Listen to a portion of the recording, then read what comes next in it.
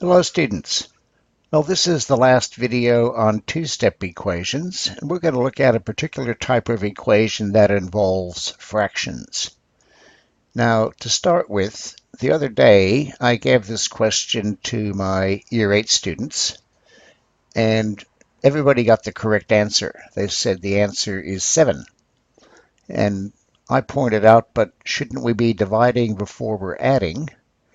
And the students basically said, well, because of the fact that the 8 plus 6 is in the top of a fraction, we have to first simplify that.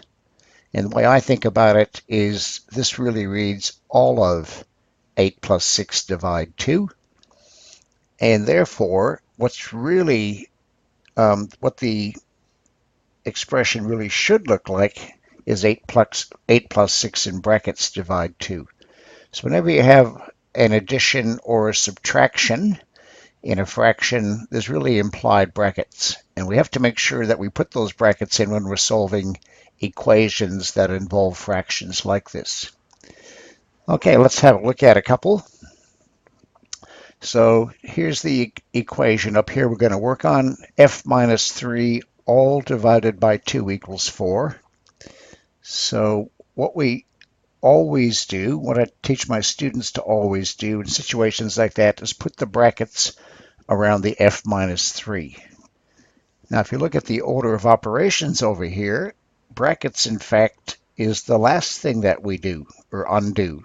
So therefore, the last thing we're going to do is undo the subtracting 3 inside the brackets. So therefore, the first step is to multiply both sides by 2. And 2 divide 2 is 0. Sorry, 2 divide 2 is 1. And 1 times f minus 3 is f minus 3 equals 8. And there's our new equation, much simpler than the original one. We don't need to write the brackets anymore because we're no longer, that's no longer part of a fraction.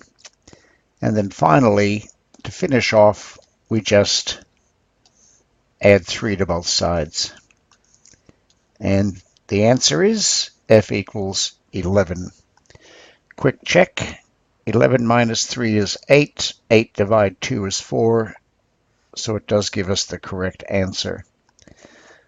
In fact, I might just let you guys try 2 of these. Why don't you do that one, and we'll skip that guy over there. So go ahead and stop the video and have a go at those 2 equations.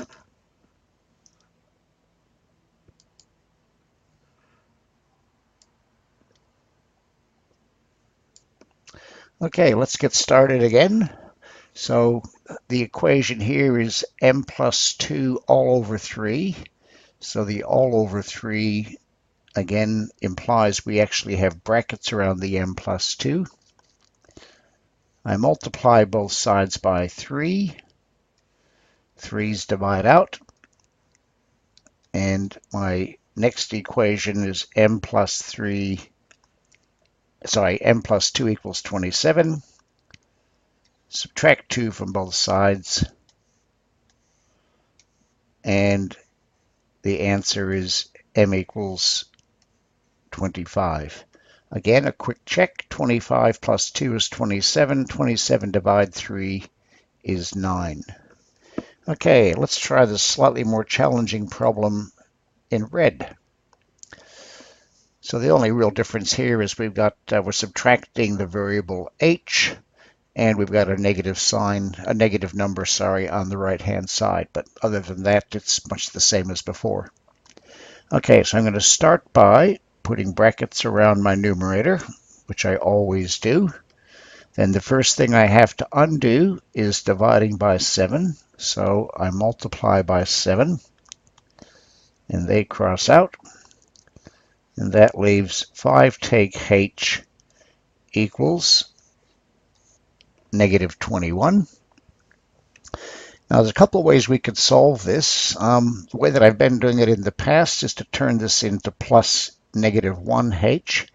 I think I'll do this one slightly differently. I'll do it by adding h to both sides. And I'll show you that, in fact, this will get us the correct answer as well.